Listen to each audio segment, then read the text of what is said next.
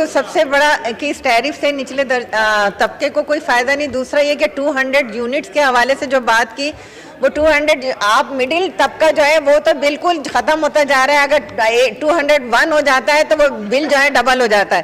Second میں یہ پوچھنا چاہتی ہوں کہ کراچی جیسا بڑا شہر جہاں پہ 14 سے 16 گھنٹے لوڈ شیڈنگ ہے, اتنی شدید گرمی ہے, اور لوگ جو ہے وہ گرمی کے اندر جو ہے, اور بچوں کو اس وقت ایگزام ہو رہے ہیں میٹرک کے, انٹر کے, اور وہ اس گرمی کے اندر 14 16 گھنٹے لوڈ شیڈنگ کو بھگت رہے ہیں. جی سردار صاحب کا مائک کھولیں. سردار اویس لغاری صاحب کا مائک کھولیں. سر 200 یونٹ سے اوپر کے جو کنزیومرز ہیں 700 یونٹ تک اور اس کو بیانڈ, جو اکثر ہماری مڈل کلاسز ہیں, یہ بات حقیقت ہے کہ in the past middle classes cross subsidise کرتی رہ گئی ہیں سب سے غریب جی طبقے کو.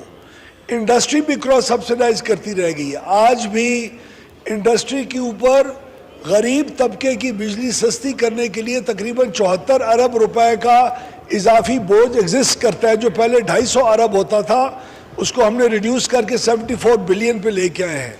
تو یہ کراس سبسڈیز ایگزسٹ کرتی ہیں مڈل کلاسز پہ. لیکن جو آنریبل ممبر نے فرمایا, ہم نے ان مڈل کلاسز کے لیے بھی تقریباً آپ دیکھیں جو 200 سے 300 یونٹ تک کے ہیں ان کے لیے 20% بجلی کی قیمت کے اندر کمی ہوئی ہے.